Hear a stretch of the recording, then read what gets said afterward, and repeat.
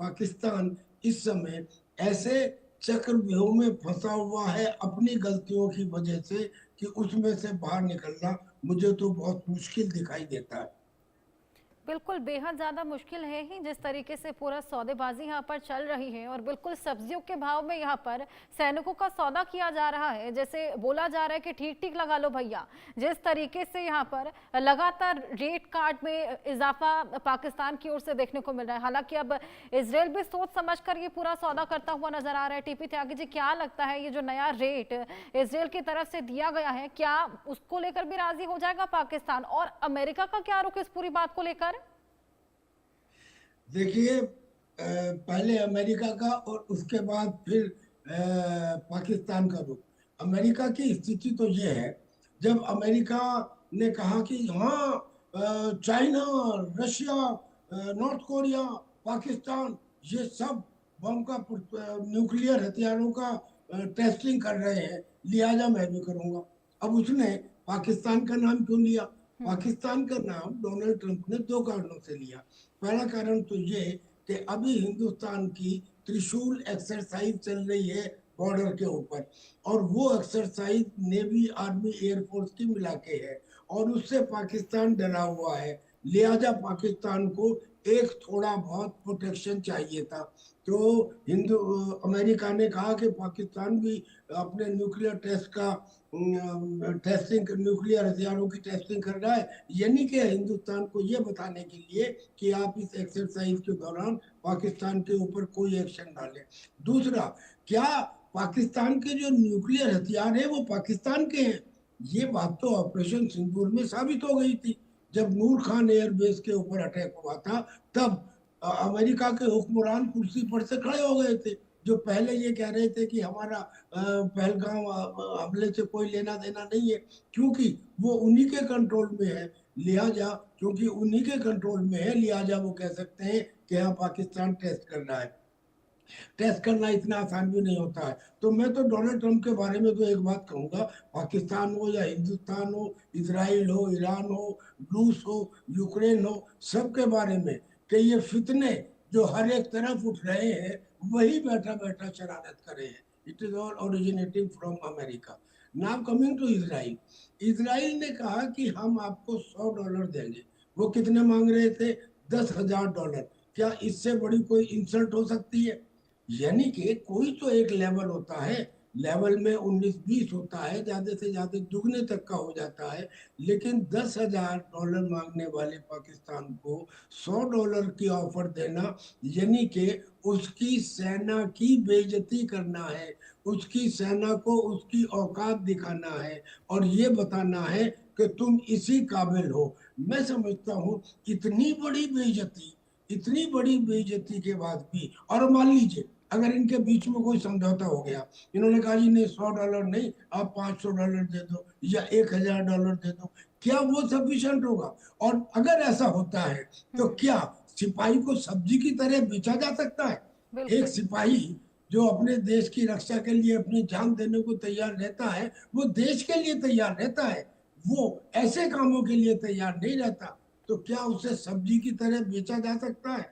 यानी कि पाकिस्तान के ऊपर थू थू न केवल पाकिस्तान के लोग करेंगे, बल्कि जो मुस्लिम देश के लोग हैं, वो ब्रदरहुड, वो क्या बोलते हैं उसको, सुम्मा या हुम्मा, जिसके ऊपर ये सब इकट्ठे हो जाते हैं, वो भी इनको थू थू करेंगे। So this is very bad. Pakistan को एग्री ही नहीं करना चाहिए था इस काम के लिए। हालांकि हमारा दुश्मन है, आज तक उसने हमारे साथ में दुश्मनी बढ़ती है, लेकिन हम भी नहीं चाहते कि हमारे पड़ोसी की इतनी बुरी तरह से बेइज्जती हो। जी।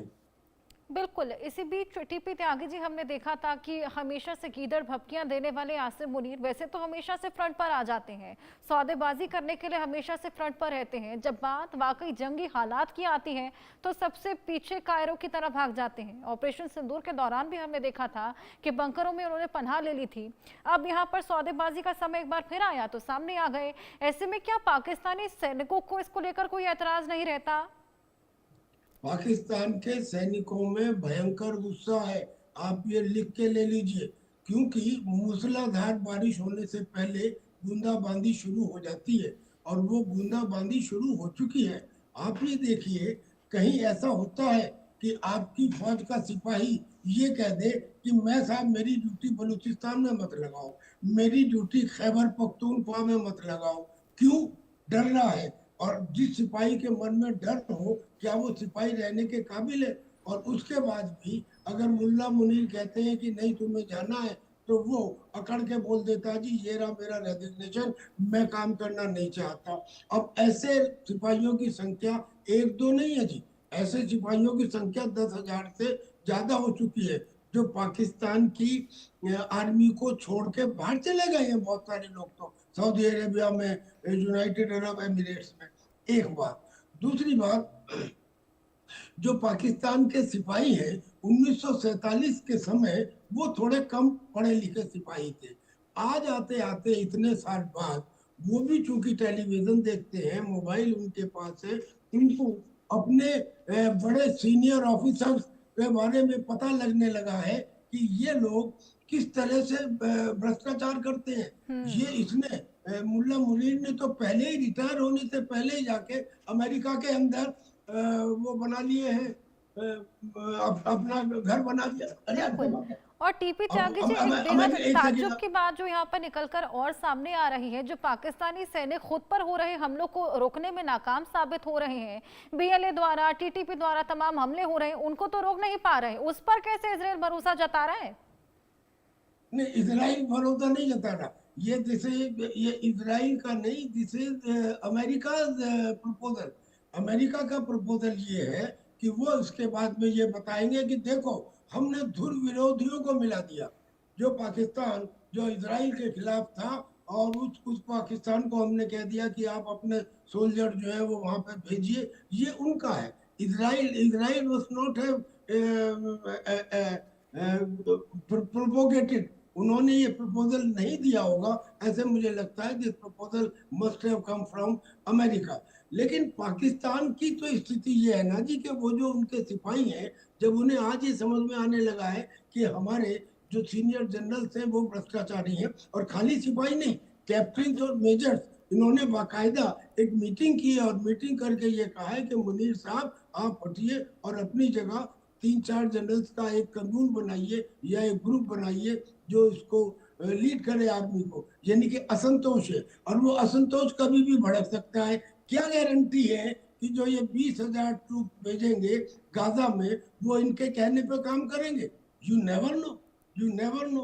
तो पहली बात तो कि ये स्कीम सक्सेसफुल होगी या नहीं होगी उसके ऊपर यकीन नहीं, और दूसरे उनके सिपाहियों के ऊपर अब यकीन नहीं, क्योंकि जो छोटे से बलूचिस्तान लिबरेशन आर्मी के लड़ाकों को सामना नहीं कर सकते, जो तहरीक तालिबान पाकिस्तान या उसके डिफरेंट ग्रुपों का सामना नहीं कर सकते, और जो पीओके का और जो तालिबान का, यानी कि बॉर्डर के ऊपर जो अपनी पैंट छोड़ के भाग जाते हैं और उन पैंटों को लहराया जाता है, उनकी बेइज्जती की जाती है, इज्जत का फलूदा निकाला जाता है।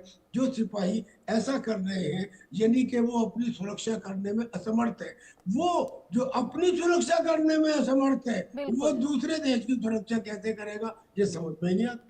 बिल्कुल। और कुछ समय पहले तक हमने देखा था फिलिस्तीन के लिए घड़ियाली आंसू यहाँ पर पाकिस्तान बहाता हुआ नजर आ रहा था। अब उन्हीं के नरसंहार के लिए गाजा में तैनाती की तैयारी है। वाकई ये तमाम चीजें समझ पाना बेहद मुश्किल है। पाकिस्तान का रुख समझ पाना वाकई बेहद अनप्रिडिक्टेबल है। बिल्कुल सही कह रही हैं आप। पाकिस्तान का रुख समझ पाना अनप्रेडिक्टेबल है, लेकिन अनप्रेडिक्टेबल के साथ साथ वो शरारतपूर्ण भी है। यानी कि कोई चीज कौन कब क्या करेगा, ये तो सभी आर्मी में होता है। जब हम लड़ाई लड़ते हैं तो जहाँ कमजोर है वहां दिखाते हैं कि हम ताकतवर हैं, जहाँ ताकतवर है वहां दिखाते हैं कि हम कमजोर हैं। ना, दिस इज डिसेप्शन और कैमोफ्लेज। ये एक तरह का चीज है जो समझ में नहीं आती। लेकिन उनका डिसीट पूर्ण, यानी कि दूसरे को धोखा देना, उनकी कमर में छुरा घोंपना, इन्होंने हिंदुस्तान की कमर में एक बार नहीं 5 बार छुरा घोंपा है, इसके बावजूद कि हमारे सारे प्रधानमंत्रियों ने इनकी तरफ दोस्ती का हाथ बढ़ाया था। क्या जवाहरलाल नेहरू ने सिंधु जल समझौता नहीं किया? क्या इंदिरा गांधी ने 93,000 सिपाही वापस नहीं किए? क्या लाल बहादुर शास्त्री ने 65 का युद्ध जीतने के बाद भी हाजी पीर वापस नहीं किया? क्या अटल बिहारी वाजपेयी पीस बस लेके लाहौर नहीं गए? और क्या नरेंद्र मोदी जी नवाज शरीफ के घर नहीं उतरे? इतना सब होने के बाद हर बार इन्होंने किया। तो ये किसी के सगे नहीं है, ये किसी को भी वफादारी के साथ निभाते नहीं है। अब स्थिति ये है कि सांप केवल दुश्मनों को नहीं, खुद को भी काटता है, इनको भी काटेगा। यानी कि अब इनके लोगों का ही इन पर से विश्वास उठ गया है, क्योंकि पाकिस्तान कोई देश नहीं है, इट इज ए हेट्रोजोनियस कॉन्ग्लोमरेशन। यानी कि इसमें डिफरेंट हिस्सों को जोड़ दिया गया है, ना उनकी कोई कॉमन आइडियोलॉजी है, ना आज से 80 साल पहले उसका कोई अस्तित्व था। बहुत मुमकिन है कि जिस तरह से एक्सटेंडेड अफगानिस्तान का नक्शा दिखाया गया है, जिसमें खैबर पख्तूनख्वा और बलूचिस्तान के काफी हिस्से हैं, बहुत मुमकिन है कि पाकिस्तान का बचा हुआ हिस्सा भी किसी दूसरे देश में शामिल कर लिया जाए, ये देश रहने के काबिल ही नहीं है। और इसमें इतनी गिरावट जो इस समय आई है, इतनी गिरावट मैं समझता हूँ शायद भुट्टो के समय में नहीं थी, बिल्कुल जो आज की तारीख में है। बिल्कुल, यहाँ पर अब एक तरीके से पैटर्न भी यहाँ पर रिपीट होता हुआ नजर आ रहा है। कुछ वही पाकिस्तान एक बार फिर कर रहा है जो जिया उल हक पहले भी कर चुके हैं। क्या आगे होगा, डील कहाँ तक फाइनलाइज होगी, ये सब्जियों की तरह बिकने वाले सैनिक आखिर कितने में बिकते हुए नजर आएंगे, ये देखने वाली बात। बहुत शुक्रिया टीपी त्यागी जी हमारे साथ जुड़कर ये तमाम इंसाइट शेयर करने के लिए। इन्हीं खबरों के साथ वक्त एक छोटे से ब्रेक का है, जल्द हाजिर होंगे।